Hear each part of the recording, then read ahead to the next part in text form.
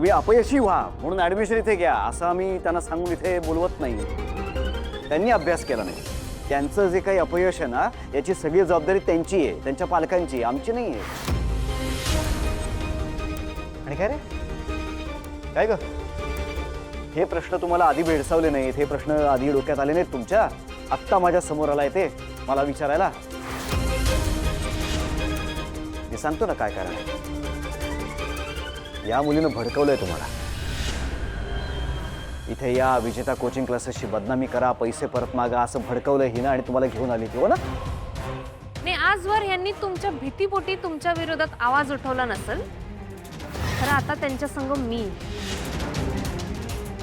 काय हो, परीक्षेच्या आधी एक्स्ट्रा क्लासच्या नावाखाली तुम्ही त्यांच्याकडनं जी काही एक्स्ट्रा फी घेताय, त्यांच्याकडनं पैसे उकळताय, ते बरोबर आहे का? नाही, म्हणजे कुणाला एक्स्ट्रा क्लासला यायला जमतच नसेल तर तुम्ही त्यांना नॉर्मल क्लासला बी धड शिकवत नाही हो. ही सरळ सरळ फसवणूक नाही का त्यांची? ही असली छुपी फी घ्यायची काय कारण आहे? यांचं पैसे परत त्यांना मिळालंच पाहिजे. तू काय वकीलपत्र घेतलंस का यांचं? कुठल्या कधी बोलतेस? हक्क विचारताय?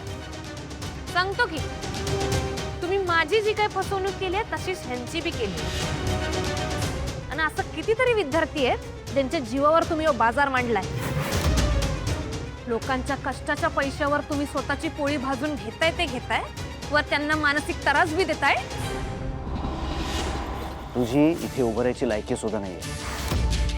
मी आता ठरवलं ना तर तुला धक्के मारून बाहेर काढू शकतो. आणि तुझा जो काही वैयक्तिक प्रश्न होता ना तो मी लिगली सोडवलाय. तो विषय संपलाय. तेव्हा हे असले फालतू विषय घेऊन माझ्यासमोर यायचं नाही. आणि ये तू हे असले प्रकार पुन्हा करायचं नाही तर काहीतरी पळपुटेपणा म्हणतात त्याला. आहेस ना जिवंत? बापानी ते फी भरले ना, मग अभ्यास करायचा, इथे यायचं, अभ्यास करायचा, यशस्वी व्हायचं, मोठं व्हायचं. आणि तेवढं कॅलिबर नसेल, अक्कल नसेल, बुद्धी नसेल, अभ्यास जमत नसेल ना तर मग बापासारखी हातगाडी चालवायची. निदान 2 घास सुखाचे जेवशी. हो, असं कसं बोलू शकता हो तुम्ही? त्याचा कॅलिबर काय आहे तुम्ही काय सांगताय? तुम्ही एक शिक्षक आहे ना हो? मग एखाद्या विद्यार्थी जर अभ्यासात कमी असेल तर त्याला प्रोत्साहन द्यायचं, आधार द्यायचं का अशी पाठ फिरवायची? मी काय त्यांची दिशाभूल करत नाहीये. उलट मी स्पष्टपणे सांगतोय त्यांना, जमत नसेल, कुवत नसेल तर हे करू नका. मी फक्त मार्ग दाखवतोय. अभ्यास जमत नसेल ना हातगाडी चालव, सिंपल. आणि तू एक गोष्ट आता लक्षात ठेव, माझ्याशी लढू नकोस. सरपोतदार सर, तुम्ही चुकीचं वागताय. विद्यार्थ्यांची ताकद काय असते की नाही हे तुम्हाला माहित नाही अजून. बघितली ना ताकद? 1 2 3 ही ताकद तुमची. आणि तुला ही ताकद वाटत असेल ना तर मग माझ्या विरोधातले पुरावे आण आणि मग इथे उभं राहायची हिंमत कर.